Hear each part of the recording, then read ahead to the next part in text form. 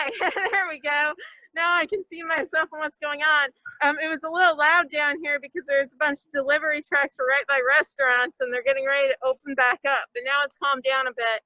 I'll start outside. We're in downtown Olympia. We're on the backside of what used to be the Conflict Resolution Center and now is Pizza Quatch. We're the backside of that building, all 3 stories. So I'll turn it around and kind of give you a walk-in and show you what we're all about right now. It's PPE mostly. So, oh, and there's a lot of noise again. Hold on one moment. So that's our entrance. I promise it will be easier to hear me really quickly. That's upstairs, which is mostly storage right now. This is our downstairs area. We have a CNC. It's mostly woodworking. It's a little hectic right now because we have masks that we're going to be delivering to masks for medics and some other projects going on to help with the PPE. And then up our stairs. So it's a really old building and we don't really want to fix it up too much for various reasons. We've done a lot of work on it, but it kind of looks like a shop, so we leave it that way. Oh, look, the 3D printers are going. This is our upstairs area. This is the main area for OlyMEGA. OlyMEGA stands for Makers, Engineers, Geeks, and Artists. It's so Olympia Makers, Engineers, Geeks, and Artists. We've been in this area for 11 years and in a couple different locations. A lot of people will see us at Adult Swim or Arts Walk, but not really know much about us past that. But right now, we have obviously been deemed an essential business for PPE manufacturing. All these other printers are heating up. We have 7 3D printers going right now. And that one's getting ready to start, that one's starting. They're all making face shields for medical people and other people. And they're all being donated because we've had a GoFundMe for quite a while now, for like a month now. And the good thing is that we're able to do different materials. So they are medical grade by the National Institute of Health. And then here's one of them, one of the ones that they prefer kinds of material. And then we're also able to do other materials that they're sanitizable, but they're a little bit, they're not what the hospitals prefer because they can't go into an autoclave. And these are the ones that we're able to donate to local organizations. Like we took a bunch to the Thurston County Food Bank. Sorry if it's a little wobbly in here. I'm trying to get things turned on as well. But yeah, so there's some other stuff happening. Like, you know, we're just making fun things to try to bide our time as well. Like a little wobbler. This is a geometric shape that rolls even though it's not supposed to roll. And then we're also doing face masks. We've made over 350 through volunteers, and also I'm a seamstress and been able to donate quite a few of those, about a third of those, to local organizations, including the South Sound Behavioral Hospital. But basically, OlyMEGA's goal, I'll turn this around, is to be an educational nonprofit. So we've been a nonprofit for, I don't know how many years now, and we're makerspace. Basically, that just means that you can buy a membership, come here and use the equipment. It's a monthly membership rate. And with the membership, you get to use 3D printers, you get to use the woodworking stuff, you're trained by other people. So you can either take classes or you can learn it yourself and have accessibility to everything here. The person running the 3D printers isn't here right now, but the main person on that, Rich, has been learning as he goes, but he has a background in technology, so he kind of has to step up. Like I said, normally in non-pandemic circumstances, we also offer classes so you can learn how to program Arduinos or run the 3D printers or sew or many, many, many other things. And this is just a great example, the PPE efforts, of how we want to serve the community and keep serving the community. And it's been really nice because a lot of people have seen us, like our host mentioned, but not actually gotten to see our space. Let's see, is there, oh, we're making face shields. masks, ear extenders, clips for fabric masks so that they're easier to take on and off, and some other bits and bobbles if we get requests. Yeah, I mean, we've had up to 4 sewing stations up here. We've made 150 face masks for the local hospital, the South Sound Behavioral Hospital. We've made well over 2,000 face shields and probably well over 1,000 ear extenders, if not more. Yeah, I mean, just a lot going on. About 8 of us volunteering to help run things right now. So, been pretty busy. I guess that's all I have as far as explaining what we're doing and who we are, but I am totally open to questions. I will answer them to the best of my ability. Okay, I have a question. Yes. It's so I invented something a while back, and I need a prototype, and it's not really marketable because it's too easily copied, but it could be used locally to benefit somebody. And I was wondering if you know, if I send it to China, they'll just copy it. It's not a bad idea. It's quite a good idea, but it's so simple that, you know, they'll just knock a bunch out themselves. And it went all the way through Edison Nation, and they really liked it, but they said we can't help you copyright it. So it's not really copyrightable, but I was wondering if you would be interested in colluding with that and maybe make some money for, I don't know, Safe Place or someone. Yeah, that is something that we've been trying to figure out a good way, because the GoFundMe is only for PPE, but obviously if we can't grow our membership right now because people haven't been able to come into the space, we've been looking for a way to raise some extra money for rent and whatnot. And so that would be something that people here would be interested in talking with you about. And the thing is that with all of that being said, that's what we're kind of looking at doing, since we're here running printers, also running custom orders for people for donations and that type of stuff, or running a Patreon even to have it available more to the community if they don't want to come in and learn how to do it. So it could be mutually. Oh yes, absolutely, yeah. And that's really what we're about. We have a strong relationship with the Children's Museum and have for many years now. But again, we want to just be more exposed to the community and better serving it. And so any kind of collaborations that we can do in order to make that happen would be great. Cool. And what's your website? Do you have one? It's OlyMEGA.org. Yeah, okay. I can put that in chat. Great, thank you. And let's see. We're also pretty active on Facebook if you happen to use Facebook.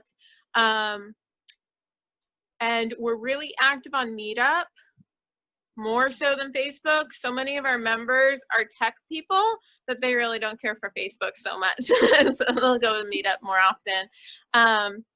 Yeah, but it's always fun to meet new people and work on new projects, and a lot of people here are up for working on projects, especially if there's some kind of you know, something that we could donate to the space for it. We're also open for hosting classes, and since I'm talking with a lot of creative people, it might look crowded right now, but we actually have 4 8-foot by 8-foot by 3-foot tables upstairs, and it's a really nice class space because we have a nice computer on the wall, like you can kind of see it behind me, and we can Chromecast, and yeah, it can definitely be set up for that type of thing. We don't have like set hourly rates. We just ask for donation if people are using our space. I'm the class coordinator here, so I have to plug it. There's a question in the comments from James. Does OlyMEGA, and they have the same question, do commissions like for 3D prints or other things if someone wanted something printed but wasn't able to join as a member? Yeah, that's exactly what we're looking at doing. Yep, I'm looking at organizing that because we have recently had people contact us just not aware that we existed and finding out about us through PPE donations and asking those types of things. That's exactly what we'd be interested in doing. Yeah, we have some people who are experts. You know, it's kind of funny because the higher the technical level that someone has, either they usually do it for a living or they're really busy because they're just like good at learning stuff. So some of our experts are a little busy, but there's other people that are looking at taking commissions, like I said before. And, you know, honestly, thingiverse.com has a lot of already made 3D prints, and I'll put that in the chat right now before I forget. They already have design 3D prints, because designing is a whole nother program and a whole nother thing. But if you go on Thingiverse, or you can find it other locations too, Thingiverse is just the most popular, and find already designed prints. We have ABS, PLA, and PETG all available. And that means that we're able to do a pretty wide variety of things, including, you know, food grade stuff. And, oh, hold on, one of the printers is messing up. Hold on one sec. Let me make sure it's okay. This is why I'm here. Ha, we're good. Some of the materials are a little bit more finicky than others. But yeah, I think that that's an excellent service that we can offer to the community, especially now that we have more printers here and they're up and running, you know. Would you offer those services for the CNC mill as well? So the one thing about OlyMEGA that a lot of people don't realize is that we're completely volunteer based. We don't have a staff. So we would have to organize ahead of time we have people that are willing to watch the 3D printers, but the CNC is a whole nother beast. And it's a professional CNC. So we would have to organize ahead of time and see if someone was willing to do that. To be honest, it was donated from a carpentry shop, Kara's Cabinets. When they had their fire, it could be not used by them anymore, but it could be refurbished. And one of their Mr. Karras' son is one of our members. So he is the one that is mostly in charge of the CNC. But it is something that we're going to be offering more classes on. So if you want to learn it, that's another deal. But as far as taking commissions, we'd have to talk with our members and see if anyone wants to do it. Yeah. And that's kind of like where makerspaces have an interesting problem. The makerspace up in Tacoma, the Fab Lab, the main one up there that I know of, they actually have a for-profit and a non-for-profit, because they're able to do things like keep people on staff for the for-profit to take commissions, etc., and then the non-for-profit to do things like PPE production.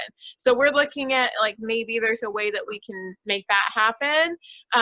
But yeah, I'd say that it's worth coming in and talking to people on a normal non-pandemic schedule. Every Thursday night is open to the community, we say from 7 to 10, but usually it's more like 5:30 to 10.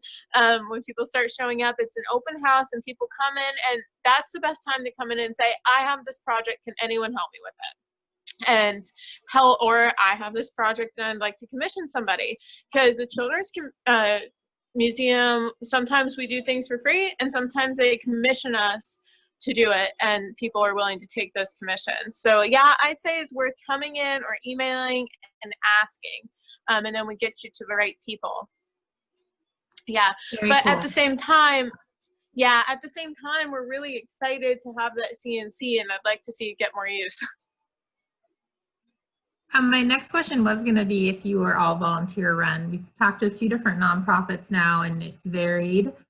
So that's awesome. Yeah, we're all volunteer run. We do have a board, but everything you see is, as one person calls it, a do-ocracy. One of the members here says it's a do-ocracy. So if someone does it, it gets done. Like, that's kind of how it's always been here. We really don't want to, like, we'd love to hire staff, but we'd have to have a little bit more, probably a few more members. Our memberships are really low though, and that's partly why like we struggle to hire a staff, because we don't want to raise our membership.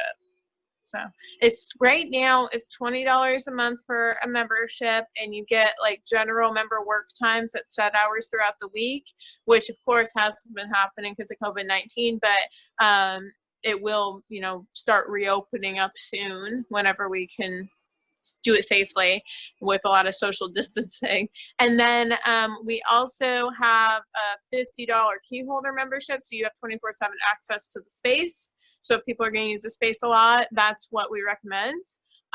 Key holders do have to have a probation period and be approved by a board member. Like they have to have a sponsor essentially. But yeah, I mean, I think it's totally worth, you know, getting our name out there and letting people know that when something like this happens, we're able to help, and even though we're volunteer based, and we want to keep helping people, and to do that, part of it's growing membership. And I have a question from James. How long would you say typically it would take for someone to come in and learn how to use various tools in the shop if they have no prior experience? Or also, are there training requirements for using them? That's a good question. So in the past, we've had checklists where people can do like training sessions and learn. It depends what tool. I would say that the 3D printers, the CNC, any of the power tools, and any of like the sewing machines, as dumb as it sounds, sewing machines you can hurt them, or they can hurt you, would be all like something that would require training session, but that's easily, how can I put it? That is easily arranged if you were to come in on a Thursday and say, I really want to do this, especially if there's like 5 people that want to learn the CNC, because then you talk to me and I make it a class. And as far as how fast you would learn it would depend on what you're learning. Because if you would just want to learn to run the 3D printers and print something off Thingiverse and maybe do a little bit of small troubleshooting depending on materials, I'd say that takes a day. But if you want to, I mean, like a couple hours, like not very long. But if you want to learn how to design your own stuff, well, that's going to be a couple of months. Like it just depends on what your skill level is already, and how good you are with something like a computer. Now, the CNC also has different programs that are 3D modeling CAD programs that run it. So again, it's about knowing the machine and being able to run it. And then it's like multiple layers. You can do beginning, intermediate, advanced, more or less. And I think that would go for anything we have here. Now, the nice thing is we do have a lot of tools, and we have a lot of hand tools, and we have people that really love to teach hand tool classes. One guy loves to build things without power tools out of wood, and so he did a whole Japanese box making class with Japanese saws, etc. And so that was like one day that it took me a few hours, but I was able to learn how to do all that. And again, like with sewing, on a normal basis, I run a sewing workshop once a month where people can just bring in projects and I can help them, but I also run beginning sewing classes, etc. So yeah, it depends. What's your interest, James? Do you have one in mind? Right now with the 3D printers, we are printing some materials that we don't normally print when we have a lot of people in the building, because they off-gas. And we've taken some precautions, like we have filters and we have like a HEPA filter and carbon filters and whatnot, but they either put out small particles or they off-gas. However, those are the higher temperature prints. And so that's kind of like a more intermediate level print example where you can use PLA and you can use PLA without a problem. But with the higher temperature stuff, you really need to know the pros and cons of it and also understand heat control. Okay, yeah, so mostly 3D printing and woodworking. Yeah, so basic 3D printing, I would say that would be like maybe an afternoon, just to learn how to operate a machine, run it, and know like the basic materials. The more advanced materials, yeah, you'd have to probably take an intermediate level class or just spend more time doing research. We're really big about people learning on their own here at their own pace, because then you're actually learning it, right? Like if we do a weekly Arduino class, which we were doing right before the shutdown, you know, you might not get through the project that week that the instructor has, but you can come back next week and work on it. And that's the nice thing about it, is you're not pressured to move forward. It's at your own pace. Now woodworking, it really depends if you want hand tooling or if you want like CNC milling. We have some really excellent woodworkers here. Some of them don't like teaching classes, but they like helping people one-on-one, and some of them like teaching classes. So it depends. Like we're going to redo our certifications so that I'm hoping to get like a little card, because that's what I used to do with other organizations I was a part of, where you do like an hour-long training session or 2-hour-long training session, and a board member initials your card so that other people know that you're able to use that equipment without a problem. And we've even talked about doing some kind of training session like that with other makerspaces. Like, we're talking about collaborating with other makerspaces so that if you happen to train on equipment here and you have the proof that you've done that, and then you go up to the Fab Lab in Tacoma, for whatever reason you want to use their equipment, you're up there for a day or something, or we're not here for some reason, then hopefully that would transfer and you just pay them a day rate. And we're talking about doing that with other creative spaces too, where we have maybe a joint membership with the Lamplighters, because we're pretty much production, right? Like, we make stuff. And the Lamplighters is a creative space and a business space, and they have a lot more room than we do, but they have a lot less equipment for hands-on stuff. So I can teach sewing classes there, and they can do art, and they do a lot of figure drawing and whatnot, but it's kind of like the yin to our yang. So we're talking about doing a joint membership with them. So you may have said this at the beginning. I'm always a little distracted at the beginning letting folks in, but where are you located physically? I did not say that. So we're in downtown Olympia, and I kind of said it. So 312 4th Street is where Pizza Clutch is now located, and we're actually the backside of their building. So our entrance is off of the parking lot on Adams and State, right by the estuarium mural, like that big corner lot, is how you get into our building. But our physical address with the post office is on 4th Street. So basically you go around back. It's like we're a secret club, but we don't want to be a secret club. Yeah. So yeah, a lot of people want to learn the 3D printing. A lot of people want to learn the woodworking. A lot of people want to sew more now. They've kind of reconnected with making stuff, you know, in general during this time. So I'm really happy about all of that.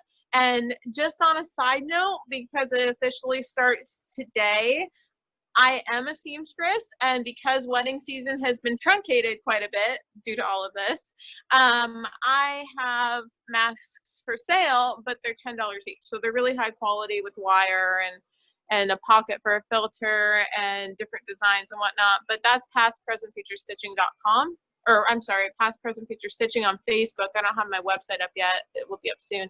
I'll put that in the comments, only because I'm only charging $10 a mask, and they're 4 layers of cotton, and they're really high quality. And I really want people to have something that they can use long term right now. My background is actually in costuming, and I mostly, I kind of changed to being able to take mostly custom orders again, and then being able to do all that through here is nice because it keeps my costs low.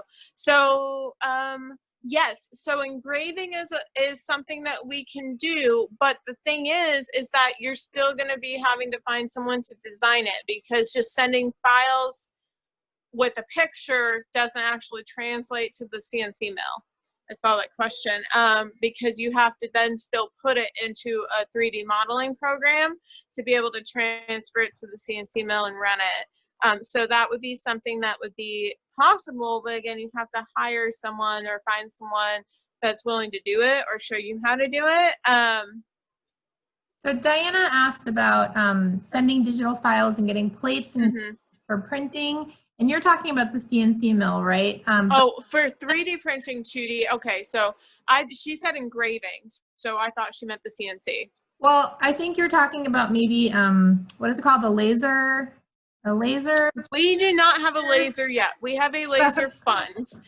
We have a quite large laser fund, and we'll have a very nice laser once we can open back up and actually move things around enough to put it in a permanent location. We had to hold off on all that because of COVID-19, and also because we were looking at possibly moving to a more handicapped accessible location, but we have not found one yet. The laser, we do have a small laser engraver, but it is not something that would be like, how can I put it? It's not something I'd recommend for production quality items. So if you're going to sell them or something like that, it's not quite there.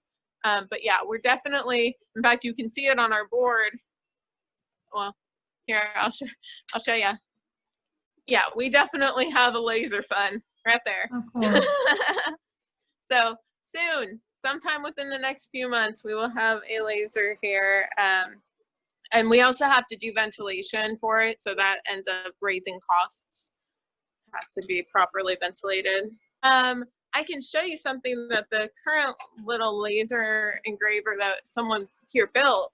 Well, I can show you that. So down here, underneath the table, down here, that was actually built by our members. So that is a laser etcher, and it works. I don't remember how high powered the laser is,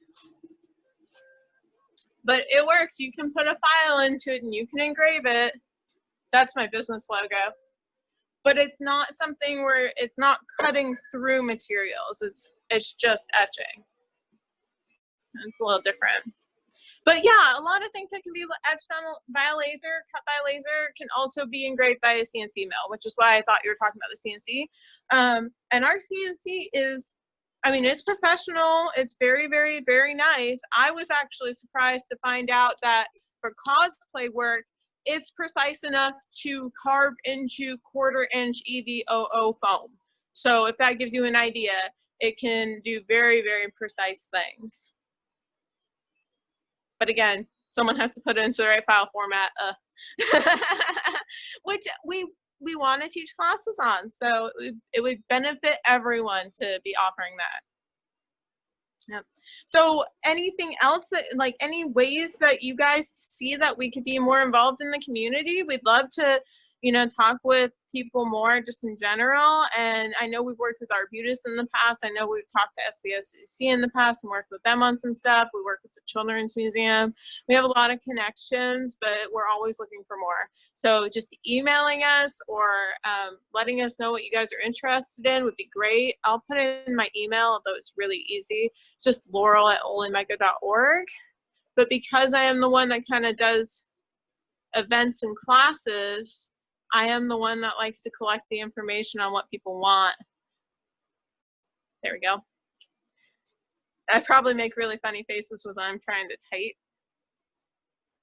Perfect. Yeah. Any last questions for Laurel? Yeah. Anything else? So it sounds like y'all have a GoFundMe going for We do. Keith. That's great. And hopefully looking to open up membership when it's safe. Yep. Yep. And we're looking at doing a Patreon so that we can record classes and put them up for people who might not be able to make them. And, you know, just to have that extra little bit of, like, if we have Patreon members that donate a certain amount per month, then they get something 3D printed once a month or something like that, like trying to have incentives. But yeah, we'd love to just keep growing in the community. That was fabulous. I loved learning about OlyMEGA. I definitely, like you said, had seen you at Adult Swim and various other places, but didn't know where you were, or even that you offered those services. Like, that's really amazing. All right. Well, any last questions or last words, Laurel? Anything you'd like to share? I do have one last word. Because we are opening everything up, I've heard that a lot of people are having hard times getting face shields because of the fact that they're mostly going to hospitals, and we are definitely able to provide face shields. What I've heard specifically is that places like salons are only allowed to open back up if they have a mouth cover and a face shield, etc. So I want to make let the community know that we can provide them to non-medical people, and those are donation, you know, or I mean, they're not even donation, we're donating them, but we just ask in return that you share about us and our cause, more or less. So just FYI. Oh, there's something in the comments. Boop, boop, boop, boop, boop. Okay, good. Thank you, Laurel. Very nice to learn about the space. Yay! All right. Great. Well, thank you yes, so much. please come see us. Thank you so much. It Yeah, was so thank much you. fun. It's nice meeting all of you, even if Thank it's just you. over Zoom. Yeah, you're welcome. It Thank was you. interesting. Now all the 3D printers are going. I wish you could see them. Well, I think that we're good. All right. Thank you so much, Laurel. Yeah, Day. yeah. Have a great day, guys.